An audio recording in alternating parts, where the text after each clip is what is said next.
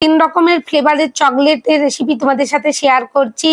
খুব সুন্দরভাবে চকলেটগুলো বানিয়ে যদি তোমরা প্রেজেন্ট করো তোমাদের বাড়ির যে কোনো অনুষ্ঠানে সবাই খুব খুশি হয়ে যাবে। এখানে আমি তিন রকমের মোল্ড ইউজ করেছি। দেখো, হার্ট শেপের মোল্ডের মধ্যে আমি বাটারস্কচ যে ক্রাঞ্চ হয় সেটাই ভালো করে রেখে দিয়েছি অল্প অল্প করে। এরপর আমি যে হোয়াইট কম্পাউন্ড চকলেট মেল্ট করেছি তার মধ্যে বাটারস্কচ এসেন্স দিয়েছি আর ইয়েলো ফুড কালার দিয়েছি। অবশ্যই ইয়েলো যে কালারটা ইউজ করেছি সেটা ক্যান্ডি কালার, আর যে এসেন্সটা ইউজ করেছি অবশ্যই অয়েল বেস। এখানে দেখো বাটারস্কচ যে ক্রাঞ্চটা দিয়েছি এই চকলেটের মধ্যেও খুব সুন্দর একটা যখন চকলেটটা বাইট করবে মুখের মধ্যে পড়বে ক্রাঞ্চগুলো খুব সুন্দর খেতে হয়। এইভাবে বাটারস্কচ দেখো চকলেটটা আমার রেডি হয়ে গেছে। এরপর আমি এখানে ফ্রুটি চকলেট বানিয়ে নিচ্ছি।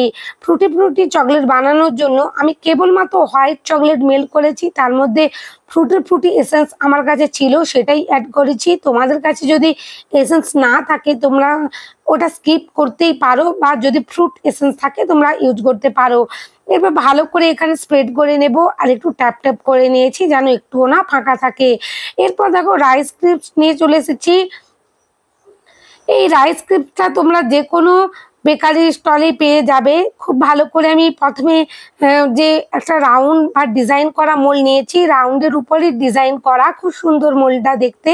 তো এই মোল্ডের মধ্যে প্রথমে আমি রাইস ক্রিস্পসগুলো দিয়ে দিয়েছি। এবার ব্ল্যাক কম্পাউন্ড চকলেট আমি এখানে কেবলমাত্র মেল্ট করেছি। আমি এখানে অয়েল বেস যে নান্দির চকলেট এসেন্সটা ইউজ করেছি, একটু যাতে চকলেটি ফ্লেভার থাকে সেই জন্যই। তোমরা নাও করতে পারো, স্কিপ করতে পারো। দেখো এখানে আমি ধীরে ধীরে কিন্তু সমস্ত মোল্ডের যে হোলগুলো আছে দিয়ে দিলাম, আর খুব ভালো করে কিন্তু আমি ট্যাপ করে নেব যেন এতটুকু ফাঁকা না থাকে।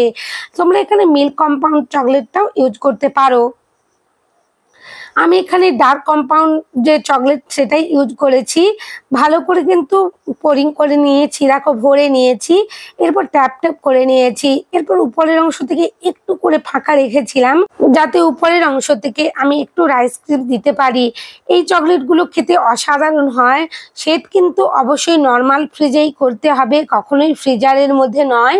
ফ্রিজের মধ্যে রেখে অন্তত 20 থেকে 25 মিনিট, হাতে সময় থাকলে 30 মিনিট রেখেই দিতে পারো, অনায়াসে খুব সুন্দর করে সেট হয়ে যাবে। দেখো আমি 30 মিনিটের জন্য রেখে দিয়েছিলাম, খুব ভালো করে সেট হয়ে গেছে। এরপর আমি মোল্ড আউট করে নিচ্ছি। খুবই ধীরে ধীরে মোল্ড আউট করছি। তোমাদের যাদের এই ধরনের চকলেটগুলো মোল্ড আউট করতে অসুবিধে হয় ভিডিও দেখানো প্রসেস অনুযায়ী করে নিও, পারফেক্টভাবে তোমরা কিন্তু চকলেটগুলো মোল্ড আউট করতে পারবে। আর হ্যাঁ, অবশ্যই কিন্তু চকলেটগুলো যেন পারফেক্টভাবে সেট হয়।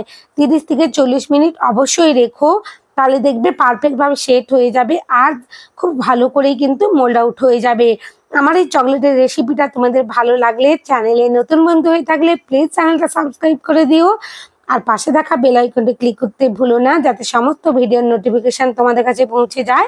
আর হ্যাঁ, লাইক শেয়ার কমেন্ট অবশ্যই করো বন্ধুরা। তোমাদের লাইক শেয়ার কমেন্ট আমাকে নতুন নতুন কাজ করতে উৎসাহিত করে। এই চকলেটগুলো না খেতে অসাধারণ হয়।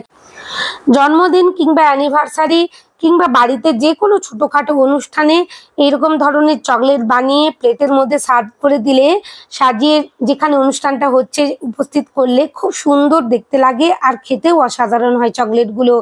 আর দেখো এটা আমার ডেলিভারির ছিল এই চকলেটটা, সেজন্যই এখানে বক্সের মধ্যে আমি একটু গ্লাস পেপার নিয়ে নিয়েছি আর একটু টিস্যু পেপার নিয়ে নিয়েছি, যেহেতু এখানে ছোট ছোট চকলেট যাতে কোনো রকমের ডেলিভারি করতে অসুবিধে না হয় সেই জন্যই খুব ভালো করে এখানে আমি সাজিয়ে দিয়েছি।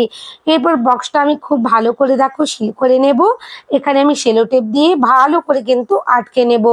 আটকানোর পর আমি আরও 30 মিনিট ফ্রিজের মধ্যে এই বক্সটা রেখে দেব, তারপরেই কিন্তু আমি চকলেটটা ডেলিভারি করে দেব। এরকম ধরনের চকলেটগুলো তোমরাও বাড়িতে অনায়াসে বানাতে পারো। তোমাদের যা যা মোল্ড আছে তোমাদের কাছে সেগুলো ইউজ করেই বানাবে, খুব সুন্দর হয়। সবাই খুব ভালো থেকো। অনেক ধন্যবাদ তোমাদের আমার ভিডিও দেখার জন্য।